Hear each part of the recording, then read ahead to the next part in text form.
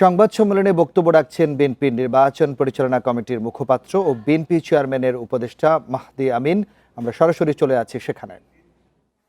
এক, পর্যবেক্ষকদের সম্পূর্ণ তালিকা সরকারের বিভিন্ন সংস্থার মাধ্যমে যাচাই বাছাই করে রাজনৈতিক ও প্রার্থী সংশ্লিষ্ট ব্যক্তিদের তালিকা থেকে বাদ দেওয়া। যেসব সংস্থার নির্বাচনে পর্যবেক্ষণের অভিজ্ঞতা কম তাদেরকে নির্বাচন পর্যবেক্ষক সংখ্যা কমিয়ে আনা। দুই, কোনো কেন্দ্রে একসাথে যাতে 2 জনের অধিক স্থানীয় পর্যবেক্ষক প্রবেশ করতে না পারে সে ব্যাপারে নির্দেশনা জারি করা।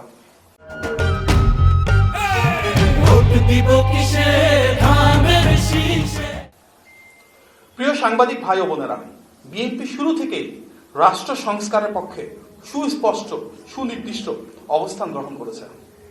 2016 সালে বিএনপি সর্বপ্রথম জাতির সামনে উপস্থাপন করে ভিশন 2030, যেটি দেশনেত্রী বেগম খালেদা জিয়ার একটি বৃহত্তর জাতীয় ঐক্য প্রতিষ্ঠার মাধ্যমে আমাদের সামনে উপস্থাপন করেছিলেন। 2022 সালে ঘোষণা করা হয় 27 দফা, যেটি বিএনপির তৎকালীন ভারপ্রাপ্ত চেয়ারম্যান জনাব তারেক রহমান ঘোষণা করেছিলেন, এবং 2023 সালে যুগপৎ আন্দোলনে শরিক প্রতিটি রাজনৈতিক দলকে একটি প্ল্যাটফর্মে এনে ঐতিহাসিক 31 দফা উপস্থাপন করেন জনাব তারেক রহমান। দ্বিকক্ষ বিশিষ্ট সংসদ ব্যবস্থা প্রবর্তনের প্রস্তাব সবার আগে কিন্তু বিএনপি জাতির সামনে উপস্থাপন করেছিল সেই 2016 সালে।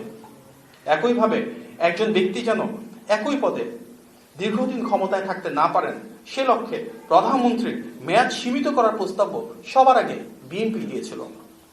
2014 সালেই আমাদের নেতা জনাব তারেক রহমান মেধাভিত্তিক নিয়োগ ব্যবস্থাকে উৎসাহিত করতে কোটা ব্যবস্থার সংস্কারের মাধ্যমে 5% ভেতর নিয়ে আসার কথা বলেছিলেন।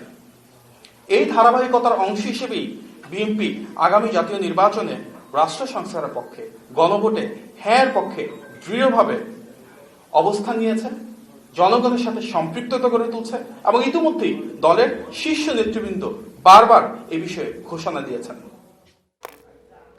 রাজধানী গুলশানে সরাসরি বক্তব্য রাখছিলেন বিএনপি চেয়ারম্যানের উপদেষ্টা মাহদি আমিন।